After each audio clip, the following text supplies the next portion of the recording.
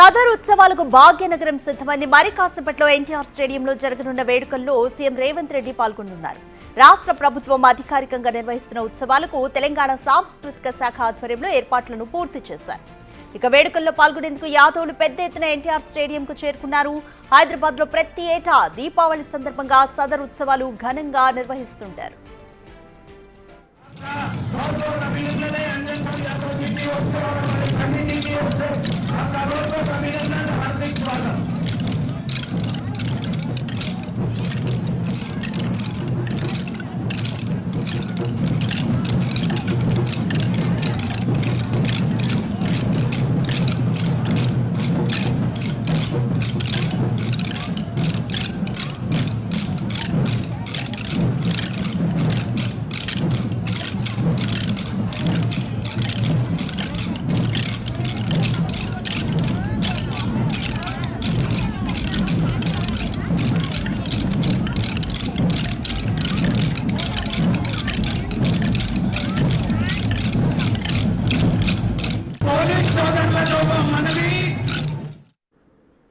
More details మా ప్రతినిధి సాగర్ అందిస్తారు. రెడ్ సాగర్, ఈ సంవత్సరం సదర్ ఉత్సవాల్లో ఏర్పాట్లలో ఎటువంటి ప్రత్యేకతలు ఉన్నాయి?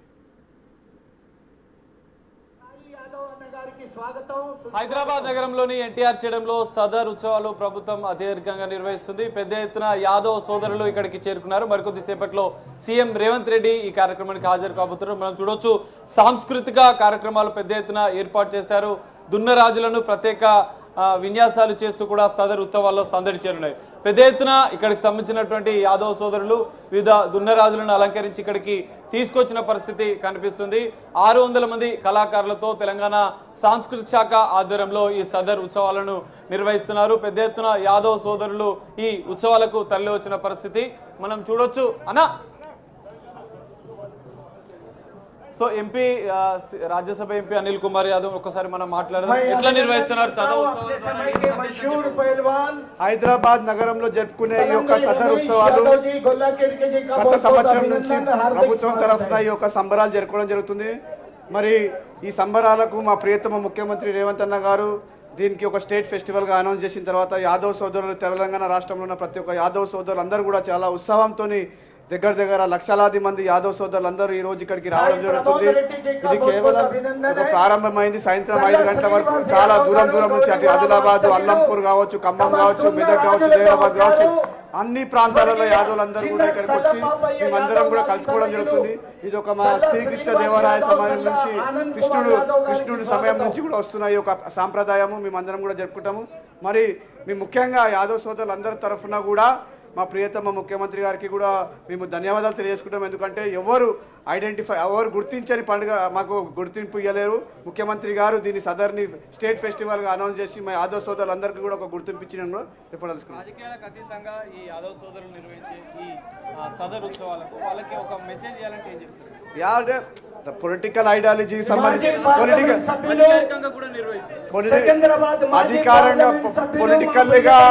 Political ideologies different, culture community ideologies different. కమ్యూనిటీకి సంబంధించి మేమందరం కూడా అన్ని పార్టీల వాళ్ళు ఉన్న యాదవ్ సోదరులని, వేరే పార్టీ లీడర్స్ అందరినీ కూడా ఇన్వైట్ చేయడం జరిగింది. వాళ్ళందరూ కూడా వస్తారని కూడా చెప్పడం జరిగింది.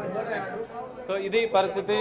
70 ఏళ్ల చరిత్ర ఉన్నటువంటి సదర్ ఉత్సవాలకు గత సంవత్సరమే రాష్ట్ర ప్రభుత్వం అధికారికంగా నిర్వహిస్తుంది. సో ఈ నేపథ్యంలోనే పెద్ద ఎత్తున సాంస్కృతిక శాఖ ఆధ్వర్యంలో పూర్తిస్థాయి ఏర్పాటు చేశారు. మనం చూడవచ్చు, దున్నపోతుల విన్యాసాలు, వివిధ కళాకారుల ఆట పాటల మధ్య ఈ సదర్ ఉత్సవాలు కొనసాగుతున్నాయి. వందలాది మంది యాదవ్ సోదరులు ఇక్కడికి తరలి వచ్చిన పరిస్థితి. కోట్లాది రూపాయల విలువ చేసే దున్నరాజులను ప్రత్యేకంగా అలంకరించి విన్యాసాలు చేస్తారు. సభా వేదిక కూడా సాంస్కృతిక కార్యక్రమాలకు అద్దం పట్టే విధంగా, యాదవ సాంప్రదాయాలకు అద్దం పట్టే విధంగా కూడా ఈ సదర్ ఉత్సవాలు జరుగుతున్నాయి. దాదాపు తెలంగాణ సాంస్కృతిక శాఖ ఆధ్వర్యంలో 600 మందికి పైగా కళాకారులు ప్రత్యేక ప్రదర్శనలు చేస్తూ కూడా ఈ సదర్ ఉత్సవాలను నిర్వహిస్తున్నారు. వేదిక కూడా సిద్ధమైంది. మనం చూడొచ్చు, వివిధ కళాకారుల వివిధ రూపాల ద్వారా కూడా శ్రీకృష్ణ సదర్ ఉత్సవ సమ్మేళనాలు జరుగుతున్నాయి. మొత్తం వందలాది మంది కళాకారుల ఆధ్వర్యంలో ప్రత్యేక విన్యాసాలు చేస్తూ దున్నరాజుల అలంకారాల మధ్య యాదవ సాంప్రదాయాన్ని అద్దం పట్టే విధంగా కూడా ఈ సదర్ ఉత్సవాలు జరుగుతున్నాయి. మరికొద్ది సేపట్లో సీఎం రేవంత్ రెడ్డి ఈ కార్యక్రమానికి కూడా హాజరు కాబోతున్నారు. Right, thank you Sagar.